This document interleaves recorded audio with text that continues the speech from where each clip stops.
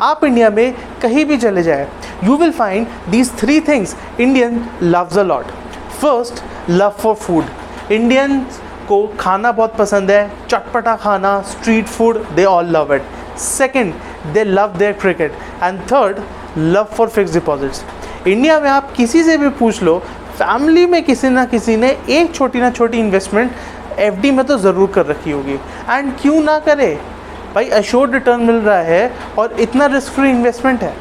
पर what if I tell you कि जो रिटर्न्स आपको फिक्स डिपॉजिट्स में मिल रहे हैं उसमें साल के एंड में आप पैसा कमा नहीं रहे, गंवा रहे हैं। Yes, you are making losses on your fix deposits.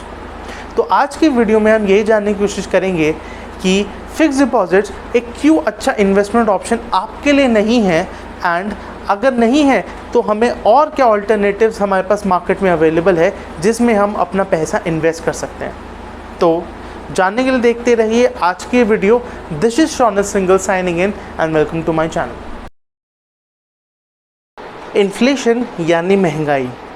हम अक्सर इन्वेस्टमेंट्स करते हुए एक गलती ज़रूर करते हैं।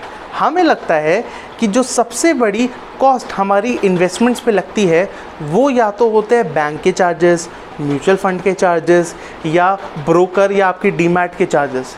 पर एक्चुअली में जो सबसे बड़ी कॉस्ट आपके रिटर्न्स को खाती है वो होती है इन्फ्लेशन यानी महंगाई, द परचेजिंग पावर, जो आपको आपके रिटर्न्स कम करती रहती है हर साल।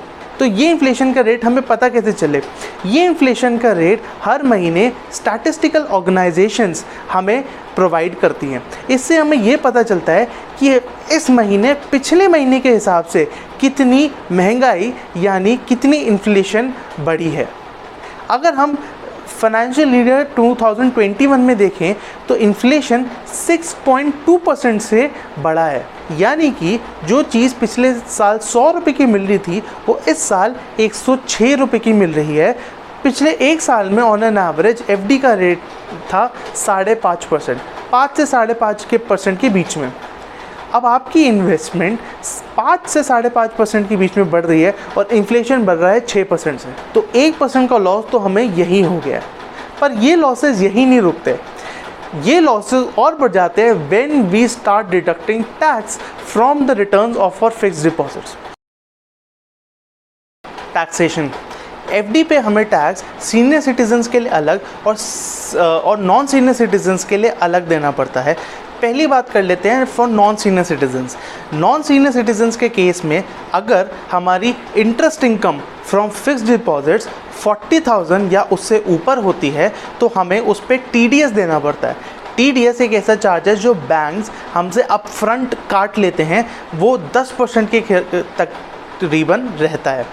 उसके ऊपर जो भी इनकम हमारी बचती है उस पे हमें इनकम टैक्स पे करना पड़ता है, और इनकम टैक्स यहाँ पे लगता है स्लैब रेट के हिसाब से, 20% भी हो सकता है, 30% भी हो सकता है। अब बात करते हैं for senior citizens. Senior citizens के लिए 50,000 तक का interest income from FD is tax exempt. उसके ऊपर 50,000 से ऊपर अगर आपको इंटरेस्ट मिलता है तो पहले तो बैंक TDS काट लेता है, उसके बाद आपको पर्सनल इनकम टैक्स भी पे करना पड़ता है, जो अगेन इनकम टैक्स स्लैब के हिसाब से लगता है। अब एक एग्जांपल से समझ लेते हैं कि ये आपके रिटर्न्स कैसे ख़त्म कर रहा है। फॉर एग्ज़ाम्पल, पिछले एक साल में हमारा एफडी का रिटर्न रहा है 5.5% और इन्फ्लेशन रहा है 6.2%। तो अगर हमारा स्लैब रेट 0% है, अगर हमारी इनकम पे कोई टैक्स नहीं लगता तो हमें लॉस होता 0.7% का। अब ये 0.7% का लॉस क्या है? ये लॉस है परचेजिंग पावर का।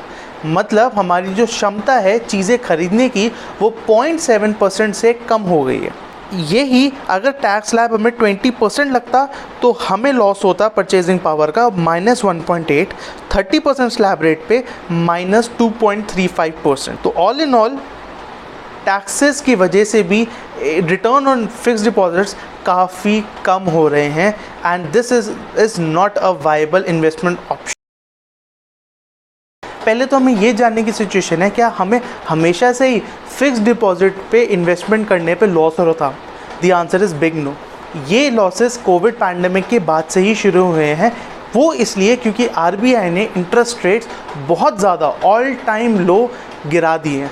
उसका भी कारण ये था क्योंकि इकोनॉमी में अनसर्टेनिटी बढ़ रही थी, बिजनेसेस बंद हो रहे थे, तो इसी कारणवश इंटरेस्ट रेट्स कम करने पड़े। अब जैसे जैसे इकोनॉमी बढ़नी शुरू होगी वैसे इंटरेस्ट रेट्स भी हमारे बढ़ने शुरू होंगे और we can again get a good returns on our fixed deposits. तो अब ये सिचुएशन बेटर कब तक होगी? ये सिचुएशन बेटर हो सकती है within 1 and 1.5 years estimated by some experts. तो जब तक के लिए हमारे पास दूसरे ऑप्शंस क्या है? हमारे पास दूसरे ऑप्शन जो हैं उनके मैं कुछ नाम बता देता हूँ। पहला, शॉर्ट टर्म ड्यूरेशन फंड्स। ये फंड्स आप सीधा जाके अपने म्यूचुअल फंड या फिर ब्रोकरेज हाउस या अपने बैंक से जाके ख़रीद सकते हैं। You can ask for them. Second, एक फिक्स्ड मैच्योरिटी प्लान्स। ये बैंक्स के पास अवेलेबल होते हैं, कुछ टाइम के बाद ये स्कीम्स आती रहती हैं, अच्छा रिटर्न देती हैं, बट इनका टेन्योर लॉक्ड होता है। Third, debt mutual funds. Debt mutual funds में आपको ऑप्शंस मिल जाते हैं, short duration fund, long duration fund, credit risk fund, corporate bond funds, काफ़ी टाइप के ऑप्शन मिल जाते हैं। इसके बाद आ जाता है sovereign gold bond. Sovereign gold bond is again a very good scheme जिसमें आपको 2.5% इंटरेस्ट रेट हर साल आरबीआई तो देती ही है, प्लस इसमें आपको गोल्ड का एप्रिसिएशन भी साथ में मिलता है। तो बहुत अच्छा रिटर्न सॉवरेन गोल्ड बॉन्ड्स में तो आपको मिल ही जाता है। So, I am not totally against investing in FDs, but the recent situation has led me to not believe in this investment option. FD अच्छा रिटर्न प्रोवाइड करती हैं बट अभी नहीं, एंड अगर आप बहुत यंग हैं तो प्लीज़ अवॉइड FDs क्योंकि लॉन्ग टर्म में वेल्थ बिल्कुल क्रिएट नहीं करती। मेरे हिसाब से FD में सिर्फ उनको ही इन्वेस्ट करना चाहिए जो अभी दूसरा इन्वेस्टमेंट ऑप्शन ढूंढ रहे हैं, हु आर अनसर्टन कि कहाँ पैसा लगाए, और दूसरा जिनको इमीडिएट कभी भी नीड आ सकती है next 3 months 6 months and they know about it कि मुझे इतने टाइम में वहाँ पैसा लगाना है। इसके अलावा अगर ये दोनों क्राइटेरिया नहीं है तो मेरे ख्याल से बहुत अच्छे स्टॉक मार्केट्स और म्यूचुअल फंड्स और डेट म्यूचुअल फंड्स में ऑप्शंस है जहाँ पे आप अपना पैसा लगा सकते हैं। You can get good return. So thank you for watching, and if you think that you have learned something today, so for that hit a like button and press to the subscribe button.